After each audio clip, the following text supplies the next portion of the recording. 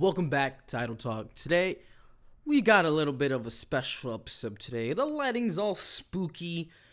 Halloween is upon us. I know Tuesday is not Halloween.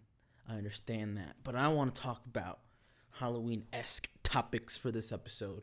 Particularly scary movies.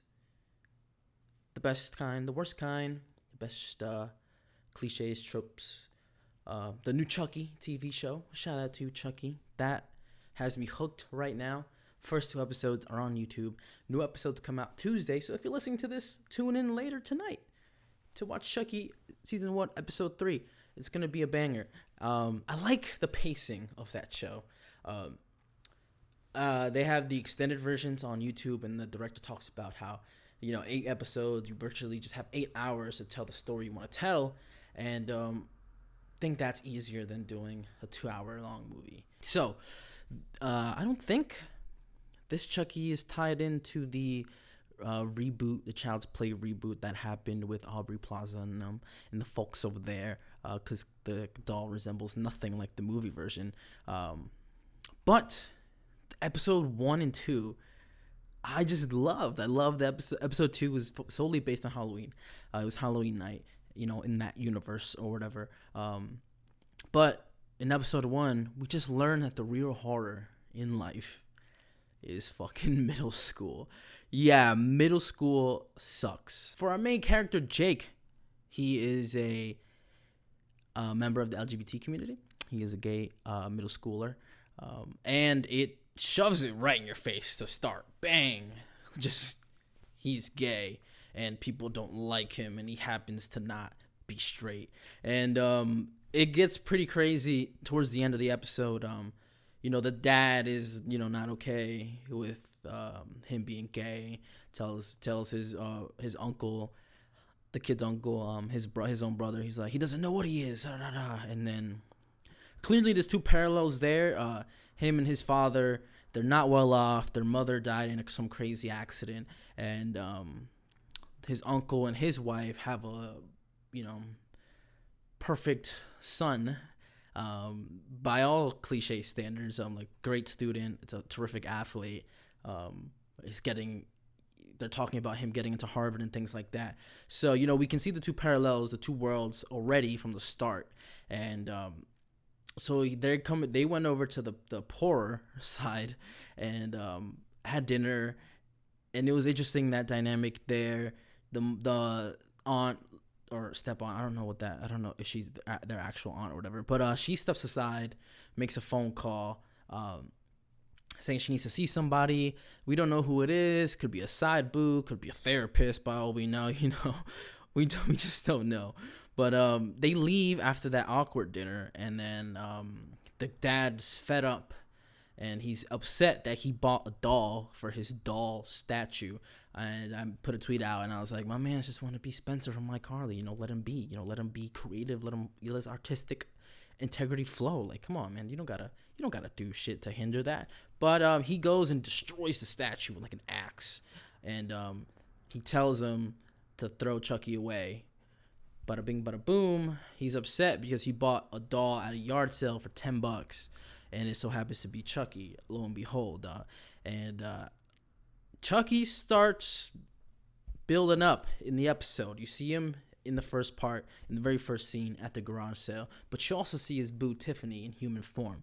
So if you don't follow any of the Chucky movies, let's break it down. So the last movie they put out that wasn't the remake was in 2004, and I believe that was Seed of Chucky.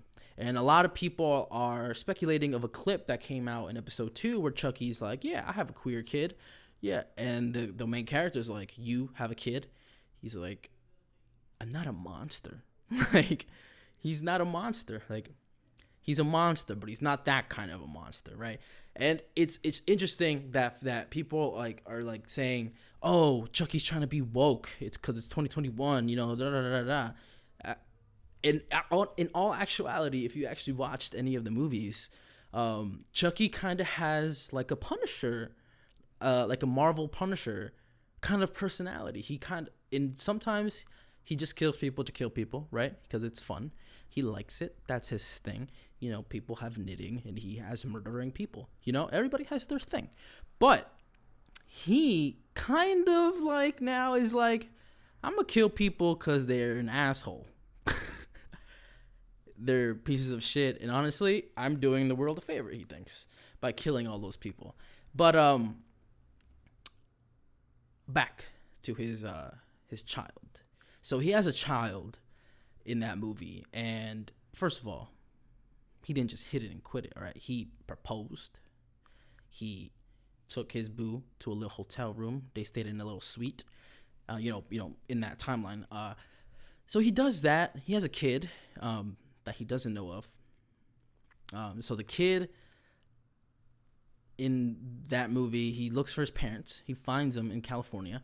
He reboots them because he saw them on a commercial or something like that. But he reboots them, and they're like, "Hey, I'm your kid," and they're like, "Shut the fuck up. We have a kid." And like Tiffany's all excited and happy, and Chucky's like, "What the fuck? When the fuck did I get a kid?" So that movie, Glenn is the kid's name. He appears to us in the male form, but Chucky and Tiffany argue about it consistently. They're like, Chucky's like, "He's a boy," and his Tiffany's like, "She's a girl," and he's like, "Am I a boy? Am I a girl? I have no idea." And so it's revealed to us that the kid's gender fluid. I say kid as if they were humans, but they're dolls or whatever. But for the context now, we're just gonna describe them as human beings. So gender fluid kid. Since 2004, there was a remake, a Child's Play remake with Aubrey Plaza. It's a good movie. I liked it. It was more technology based. Chucky was more like a robotic doll. Controlled by Wi-Fi and shit like that, allowed you to do smart home-like capabilities, and he just went rogue and then took over everything else that had the same kind of coding and technology in it.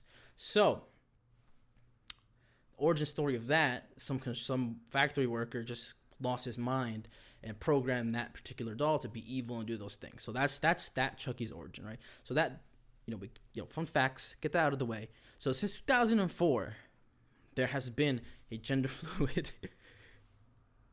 horror icon, I want to say. Glenda has a fan base out there, and everybody who's heard Chucky say that and who has been keeping up with Chucky has gone crazy. They're like, Glenda is canonically canon. I don't know, but he's canon still. So that means this Chucky is the same Chucky from the first 5 movies, however many fucking Chucky Child's Play movies there are. But we get more confirmations that it's that same. It's branching out from that particular set of movies when Andy Barclay calls him. He calls Jake. He calls Jake. He's like, "Did you check the batteries? Does that doll have batteries? Because it's important. You gotta make sure you're fine. You gotta make sure you're good because you gotta be careful with that doll." So he gives him a heads up. We're gonna see Andy Barclay later in the season. I can pretty much guarantee it because why wouldn't we? So we got Andy Barclay in there. We got Tiffany in there. We got Glenn/Glenda. We fucking love Glenn/Glenda. Absolutely. Just like it was a surreal moment. It was more like a Pinocchio kind of moment where Glenn/Glenda turns to be a real boy at the end of his movie. But yeah, it's just amazing that we can pay homage to certain movies and certain franchises that help kind of build the horror genre with this Chucky show. Because the director does say a lot of things that this is a teaser to that. That's a teaser to this. But also, we get characters we already know as Chucky fans. If you're an established Chucky fan, or if you're new and you're watching this TV show to kind of ease into it, because I can understand how it's easier to consume a horror TV show than it is a horror movie, because in a horror movie everything's got to hit you fast within 2 hours or 2 hours and 30 minutes. But with a TV show, it kind of builds up. It's a little bit less scarier. There are some scary moments in there, but not necessarily like jump scary, like has your heart pounding moments. But there's moments where the suspense can absolutely kill you. Like you're just waiting for something to happen, and that I feel like the suspense was paced very well in episode 1. Because Chucky doesn't really spring into action until literally like the last 12 minutes of the episode. And it's like a 42-minute long episode because it's an hour. Then you got to take a take out however so many minutes for commercials and then credits. So whatever. Let's say 42 minutes. So for the last 12 minutes, for the first 30 minutes of the actual runtime, he didn't do anything. It was just, we were just building up. Because we know as the audience, that's fucking Chucky. People in the world, in that TV show setting world, like Andy Barclay, Tiffany, they know that's Chucky. But our main cast and crew, you know, our little Breakfast Club bunch people don't know that's Chucky. So it's awesome to see them pay homage to the original movies, to some classic horror franchises, and I'm excited to see where the rest of the season takes us. Honestly, it's something I've been wanting, some new Chucky content for a long time. I'm gonna throw this out to James Wan right now, bro. We got Godzilla versus Kong. We got Freddy versus Jason, right? You know what I want to fucking see? And I know this would probably do way better in Japan than it would here because Japan just knows how to appreciate more things. But I want to see Annabelle versus Chucky. I want to see that kind of movie. It's crazy. It won't make sense. You know, Annabelle's part of the Conjuring verse. Chucky's part of his own little Chucky verse. Trademark pending. But I want to see Annabelle versus Chucky. I kind of want to see like these classic horror icons, you know, fight. You know, I want to see how that movie would turn out to be. Because Chucky is a man transferred into a puppet. Annabelle is a demon who is using the Annabelle doll as a kind of like a conductor to kind of show things around, to kind of, you know, show its presence. I think it would be an interesting concept. I think if anybody could pull it off, it's you. I could pull it off probably. You know, if you let me write it, I can get some experience doing that. But that's something I would like to see, you know, some fanfare, something interesting, something different, you know, take a chance, you know, you never know how it's going to come out. But yeah, so I'm excited for Chucky, the rest of the episodes to come out. And another thing I'm excited for is Scream 5. I just found out there was a Scream 4 like last year, right? And I was like, Scream 4, there hasn't been anything else since then. Is it going to be that good as the first 3 Screams? I loved every single one of the Scream movies, and that statement still rings true after I just bought Scream 4 for $5 on Amazon Prime. And I buy it on Amazon Prime because my sister buys movies there on our Amazon account. So, you know, I just add to the library of any horror movies that I want to see because she's crazy like that. You know, I was like, you know what? Boom, Scream 4, bought it. Okay. So, Scream 4, I like Scream 4, and I love in every Scream movie, they tell you pretty much what to look out for, and they tell you what's going to happen without really telling you what's going to happen. They'll literally break it down for you, and they're like, oh, you know, in the third horror movie, they always do this, that, and then when it happens in that particular order, there's no way you could be surprised, but you still end up being surprised. At least I was. I still ended up being surprised over, like, I was like, no way that just happened. No way they told me that 45 minutes ago, and now it's happening. But, yeah, Scream 4 definitely was different, definitely didn't follow the same kind of blueprint that I want to say the first 3 Screams followed. In particularly, like, there's always 2 of them. There's always 2 Screams. And they always work together. They always gotta have some common goal, and it's always been some kind of friend of the main character, right? So this time, the main character, Scream 4, spoilers, is it's not Sydney. It's her cousin that they don't really know each other. So it's an estranged cousin who happens to live in her same small town. And so already we're like, all right, it's got to be, Ghostface has got to be one of her friends, right? It's got to be her boyfriend. It's got to be some weird kid in the movie club. It's got to be, you know, it might be her best friend, you know, because your best friends will always try to kill you, apparently, in this movie. But fucking A, man, the twist at the end had me fucked up because this is the first time that I think, first time in the Scream franchise that the main character was the fucking villain too. Everybody trying to attack her, it was her and somebody else, and it was crazy. And I was like, ain't no fucking way I did not predict this because I like to pride myself in seeing the little clues and then being like, oh, that's going to happen. And I was like, oh, I was dead fucking wrong. I thought it was the boyfriend. But no, it was some movie geek, vice president of the movie club or some shit like that. And Sydney's cousin. Like, what the fuck? The main character that we think, oh, you know, Ghostface is coming after her. You know, it's subtly implied that we think that Sydney is the main character. But no, lo and behold, it's her cousin.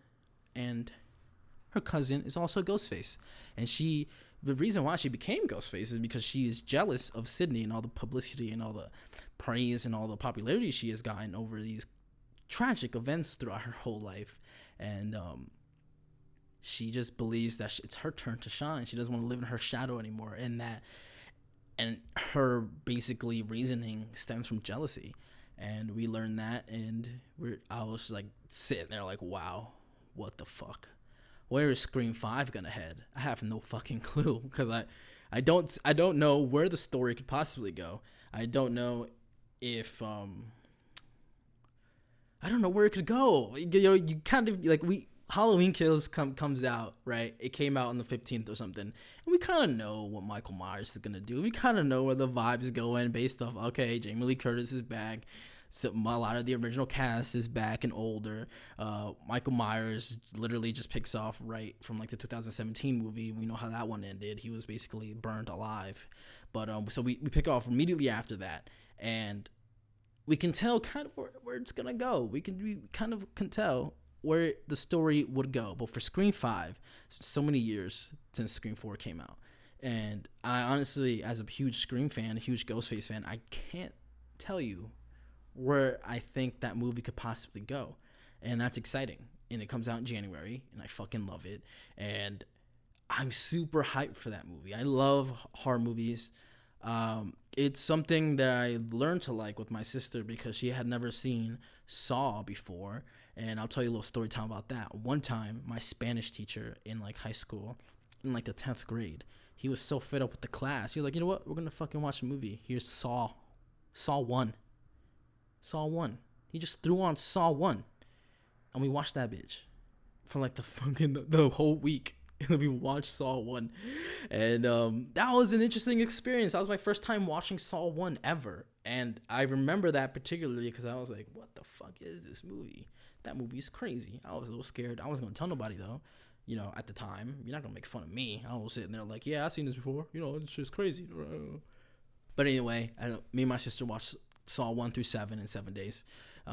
Then we bought the reboot Jigsaw. Bought that on Amazon as well. That shit was $20. Fucking kill myself because that was not worth $20. But I bought it anyway. But it was a good movie. I liked it. I think I just liked it because it was part of the Saw franchise. Had the Saw name on it. As a standalone movie by itself, I don't think it's a strong movie. I think it's a 6 or a 5 even. But you know, if you watch them all together and, you know, after another how we did, you know, the movies make a little bit more sense, right? Because I can imagine that watching Saw 1 and Saw 2, you're like, fuck, this is a great movie. And then waiting a year later for Saw 3.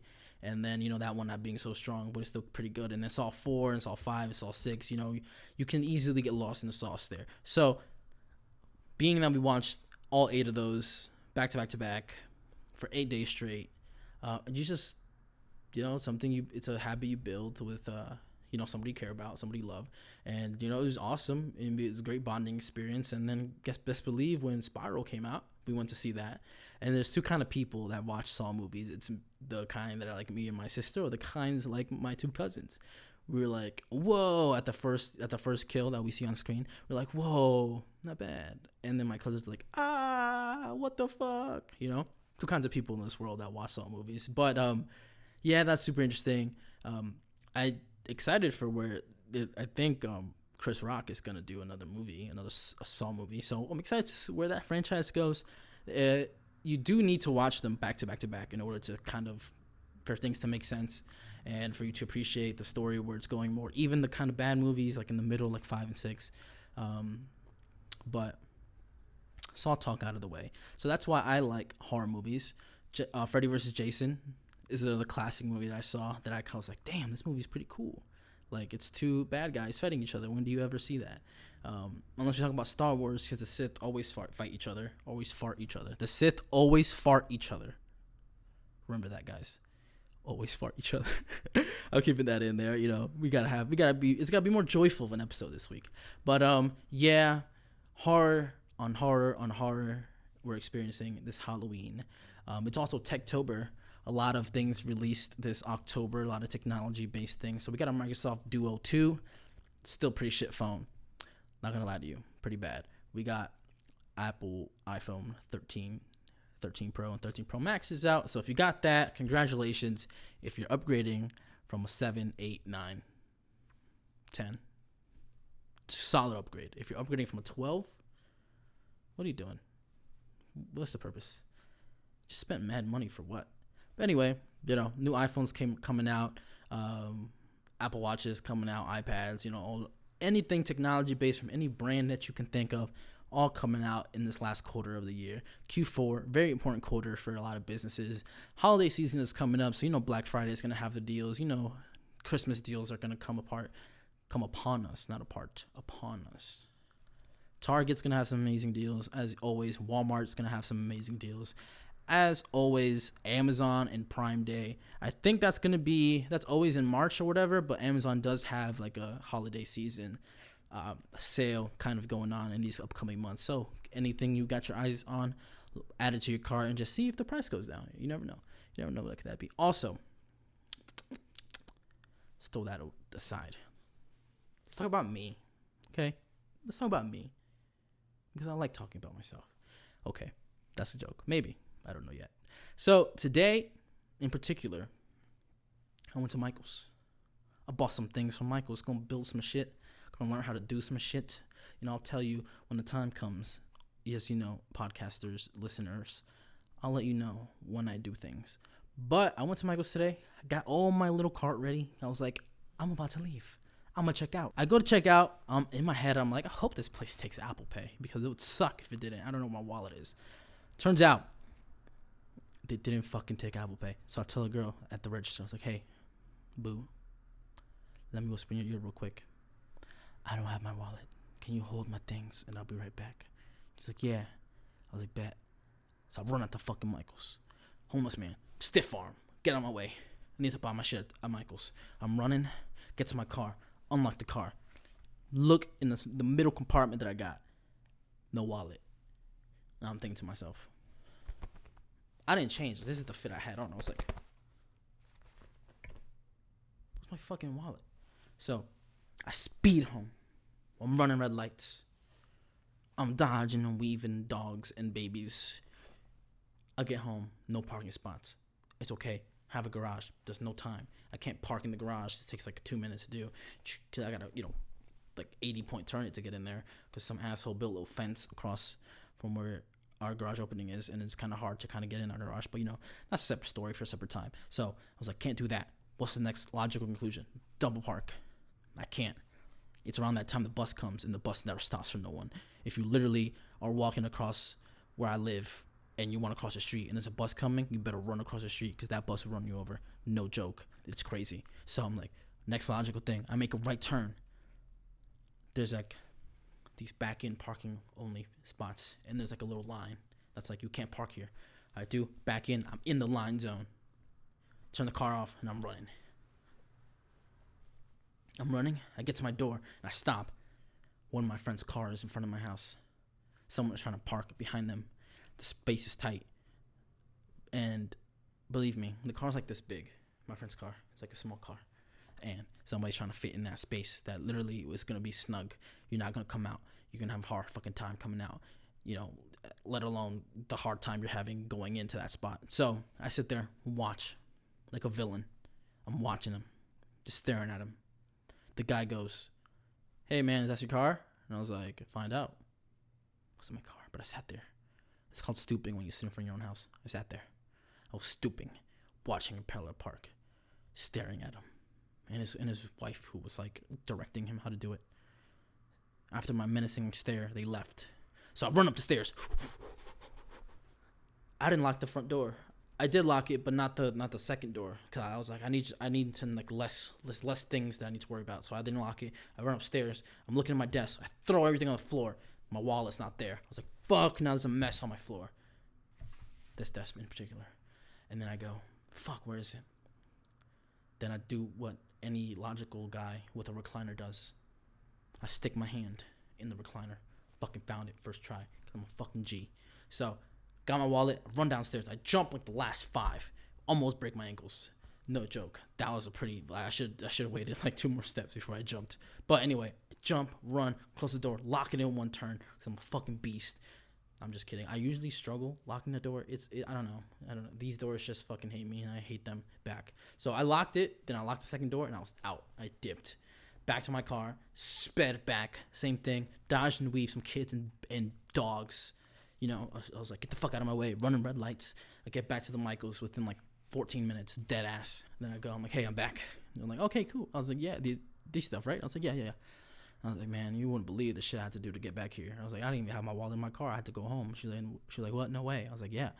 They're like, oh, thankfully you didn't live too far unless you were speeding. I was like, I don't even live too far, and I was speeding, and I ran red lights. It's crazy. I wanted this shit I had there, and I was scared they were gonna put it back. And I bought these cool lights. I'm gonna hang them up back here. I hope, maybe. We'll see. We'll see what the vibe is.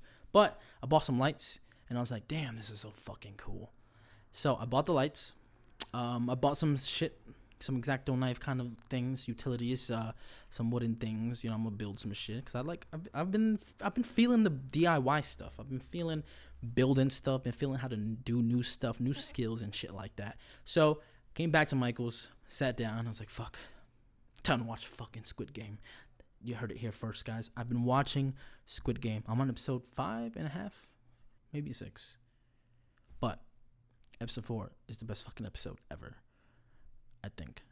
I'm gonna keep that statement true until I'm proven otherwise. But I finally decided to watch Squid Game because I was like, I'm watching Chucky for my own pleasure. I'm watching it. I'm gonna watch Squid Game for the content because I want to talk about it. I want to be involved. I want to know what the memes mean. I was left out. I didn't know that your boy graduated top of his class. You know, I didn't understand that meme. Everybody kept saying it, and I was like, I don't fucking get it. And now I understand, and I realized I was like, man, this is the third time this guy has talked in this session, and this is the third time he brought that up. So, you know, watching Squid Game, I'm enjoying it so far. They're bullying me to watch it in Korean. And I'm like, but it just sounds so angry sometimes. I don't want them to yell at me. But he was like, but the emotions are better instead of the, hey, he died. You know, that's a true statement. Like, if my phone wasn't recording me right now, I would play the audio message for you. That's what my boy said. He's like, you know, the dubbed actor's always like, oh my God, he died. Which is true, and I love it, and it's funny. And he's like, Squid Game's not supposed to be funny. I'm like, when I watch it dubbed, it's fucking hilarious. He's like, yeah, I'll see you next year, daughter. And she's like, next year? And I'm like, yo, he's not going to see her next year. What the fuck is happening?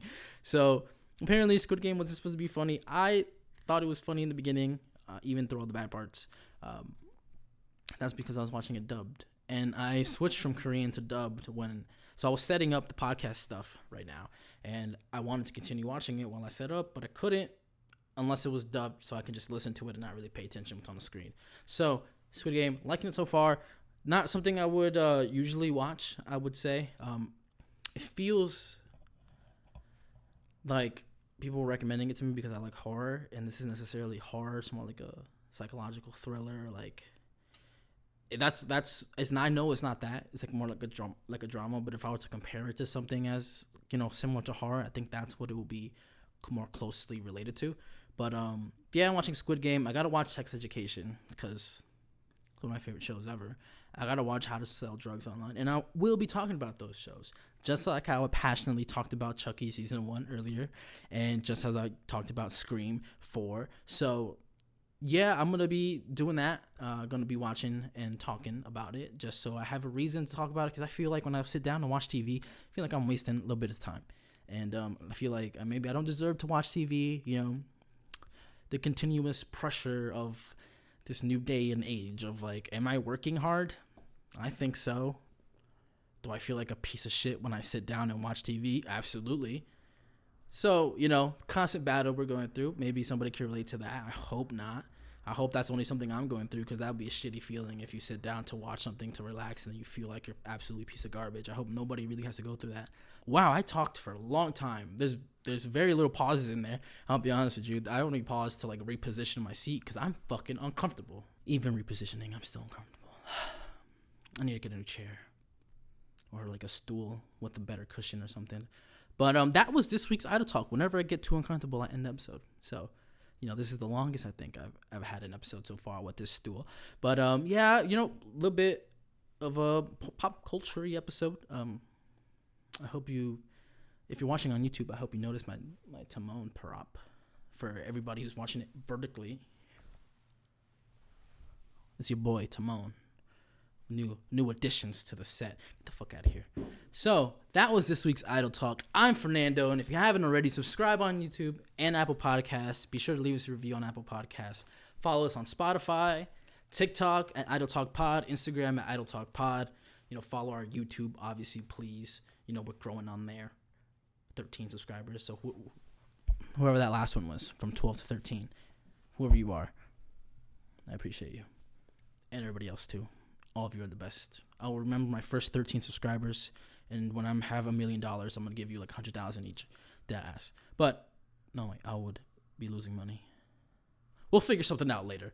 But that was this week's Idle Talk. I'm Fernando, and I'll see you next time. Peace.